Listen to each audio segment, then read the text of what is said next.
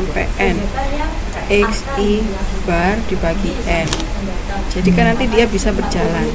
X1 bar tambah X2 bar tambah X5 bar dibagi N. Nulis matematisnya gimana? Juga. Ini hati-hati berarti ya, banyak yang salah rumusnya. Ini mama.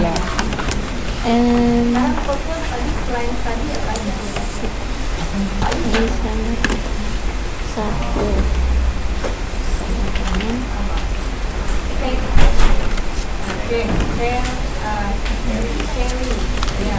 kemudian tadi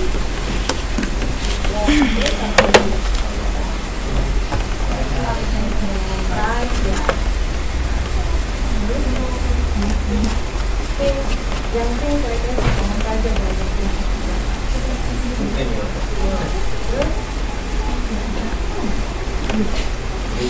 read, tadi read, think, carry, walk, nggak apa-apa, sama aja satu lagi apa? Mana? Coba sebutkan apa? Tadi. Peluang itu ini gimana? Read, write. Oh, bisa keluar si ini. Oke. Sekarang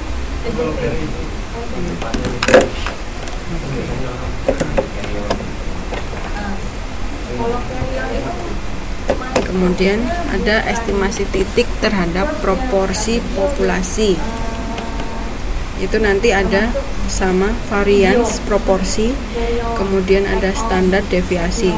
Ingat ya, standar deviasi itu akar dari varian.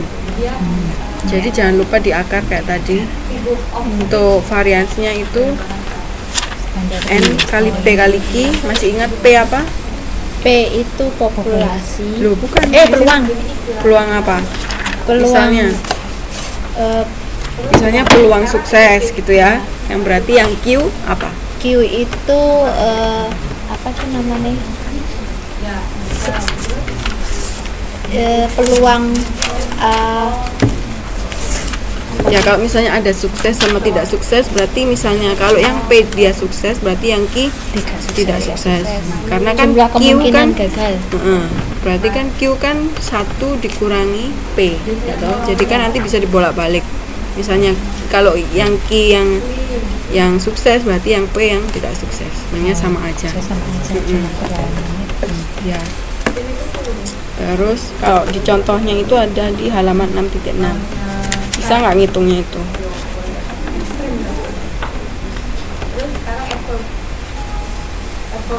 Estimasi titik terhadap proporsi jumlah pemirsa yang menonton pertandingan final.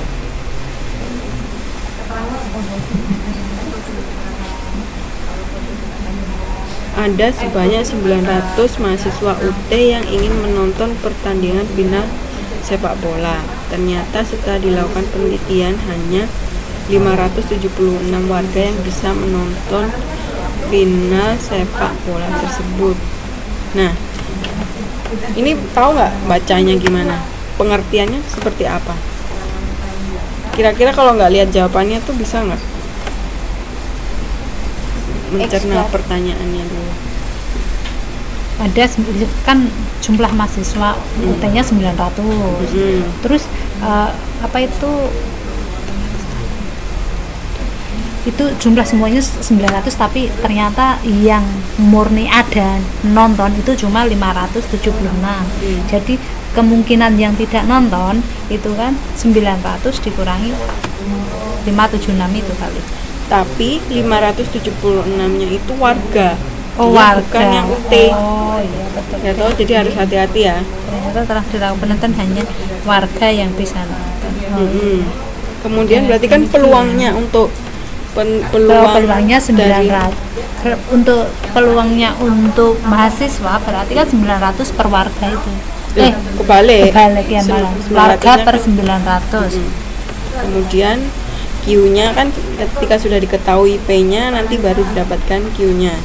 Setelah itu untuk estimasi titik terhadap proporsi jumlah pemirsa yang menonton pertandingan final itu kan berarti dimasukkan ke rumus yang atas, yang S kuadrat N P kali Q. Ini NPQ-nya nggak di akar. Enggak, kan masih Itu variasi. kan masih itu belum deviasi. Iya. Kalau Kan di nanti akarnya bawahnya baru standar di deviasi akar. kan. Ada dua, ya toh, varian sama standar deviasi. Kalau varian itu Kuadrat kan. kuadrat maksudnya emang dia kuadrat, cuman ininya kan Oh, tidak, rumusnya nggak cuma dikuadratkan. NPQ. Nah kalau S berarti kan nanti dia Berarti simbolnya varian tuh S kuadrat tuh varian simbolnya. Nah, itu didapat dari perkalian NPQ. Tapi kalau standar deviasinya itu akarnya dari varian itu. akar varian. Gimana Mbak? Ya. Kemudian ada estimasi interval. Nah, masih ingat kan interval nilainya kayak gimana dulu? Interval. Contoh. Interval. Payah. Pada ini jangan melaku tenang ini. Aduh, dudul. Interval dari setiap kelas itu ya. Contoh nilainya. Misalnya nilai bahasa Indonesia dari kelas A berapa? Intervalnya. Loncatan itu ya kelas ya. Nah, Misalnya berarti berapa sampai berapa? 32,5 sampai Itulah kelasnya. Kelas Intervalnya. Misalnya contoh interval. tengah-tengahnya. itu median. Mediannya. Lupa aja. Oh, maksudnya Kalau ada misalnya kita nih PSS ya, ujian, interval nilainya berapa? Misalnya dapatnya mulai dari 78 gitu ya sampai 95. Itu kan berarti interval. nanti kan Interval semua itu nilainya jarak. semua Jaraknya. nilainya nanti ada di situ. Kecuali nanti kalau dibikin tabel distribusi frekuensi baru yang koma-koma. Pokoknya interval itu jarak lah. Jumlah Nilai 30 sampai 60. 30 sampai 60 nanti berapa ya. Estimasi interval ini itu bisa dilakukan untuk mendapatkan dugaan yang lebih objektif. Jadi kan nanti semua nilainya kan ada di interval itu, Iya. ya toh. Jadinya nggak satu-satu ini berapa. Jadi nanti bisa jadi digabungkan jadi satu.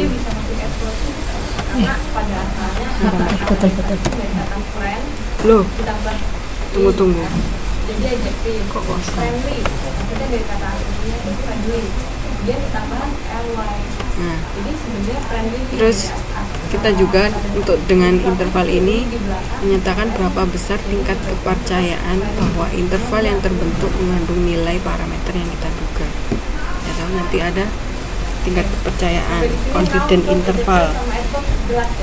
Jadi kayak seperti gambar yang 6.2. Tingkat kepercayaan itu menunjukkan peluangnya membuat kesalahan dalam menentukan interval. Biasanya yang dipakai itu 90%, 95% atau 99%. Padahal Pak sangat percaya 99%. Interval kepercayaan. Ini pasti. Maksudnya pasti gimana? Makanya kan interval kepercayaan yang sering dipergunakan. Dalam ilmu sosial itu ada 3, 90%, 95% atau 99%. Jadi 100% itu nggak ada. Nggak ada lah. Kan harus ada errornya. Kalau Ada meneliti kan inflasinya. nggak mungkin 100% benar. Berarti harus Ada disediakan opsi ROI-nya. untuk error. Kali aja nanti penelitiannya ada kesalahan. Ada ROI-nya. Nah, pertimbangannya untuk memilih itu ada seperti ini. Semakin besar tingkat kepercayaan diberikan, maka semakin tinggi pula tingkat kepercayaan bahwa parameter populasi yang diestimasi terletak dalam interval yang terbentuk. Namun kan tapi kan akhirnya tidak teliti. Karena kan nanti diperbesar intervalnya. Padahal kan ternyata misalnya kalau dari 10 sampai 100 kenyataannya cuman dari 25 sampai 75. Berarti kan dia kita ngasih